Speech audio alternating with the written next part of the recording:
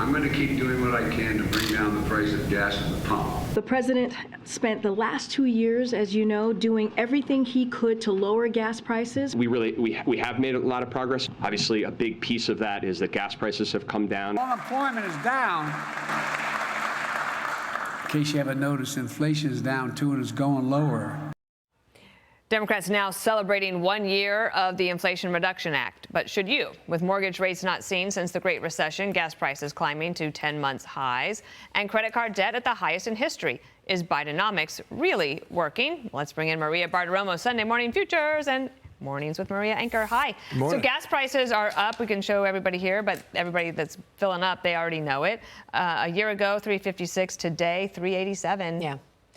And I think the more that the administration tries to undermine fossil fuels by pushing this climate change agenda, the more we're actually seeing the opposite happen, with just creating more pressure for Americans. The policy of the administration on oil over the last year has been to use the Strategic Petroleum Reserve and use that oil, which is supposed to be for emergencies, and now we're down, and use that oil, take it out of the strategic reserve, and now we're down to the lowest levels since the 80s. The administration wants to start buying oil and gas to fill it back up, but guess what? They've got to now get charged the highest levels in 10 months with oil. So that's really what's happening. Oil prices are elevated, and that is keeping inflation elevated for a lot of the essentials. I'm talking food, fuel, and shelter. Yeah, OPEC cut its production.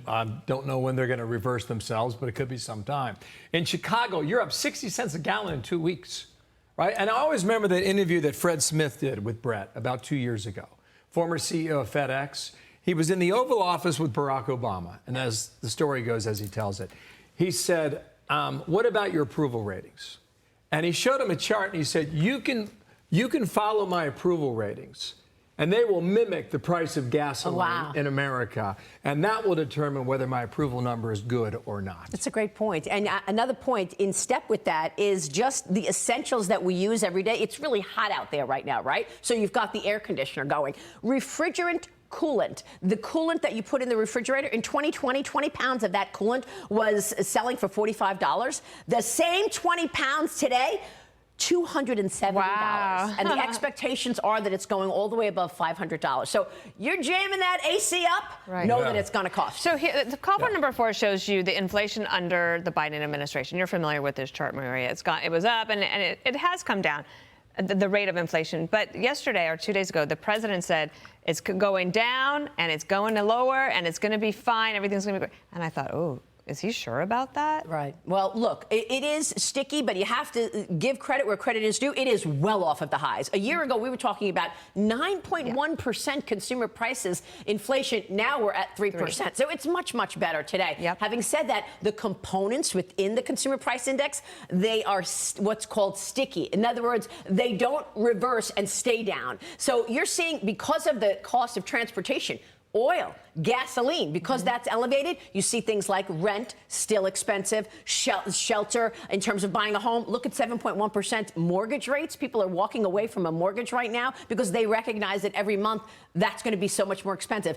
And of course, fuel, food, and shelter, the 3 essentials. What about eggs? You always look at eggs. I do look at eggs because it's something that we all buy, and it's a regular product. Look, it's not as bad as it was, but they're still up year over year. Yes, I think the last inflation report, they were down fractionally, but you're still talking about from levels that we were talking about up 70% just a couple of months ago. Eggs are still very expensive. That's in that category of food, which is still elevated. There are some things that are off of the highs, but it's still an issue. So back to this chart on inflation. So he made a reverse course in the past week about suggesting the name was not good or appropriate. What do you think was behind that? Well, I think basically the Inflation Reduction Act was not intended to reduce inflation. It was intended to get money toward the climate change agenda. And, you know, he was talking about it's more about an alternative for growth alternatives. He's thinking growth is in solar, growth is in wind, all of the climate change components. And so he's right. And the Republicans said that from the beginning. This is not going to reduce inflation. It didn't.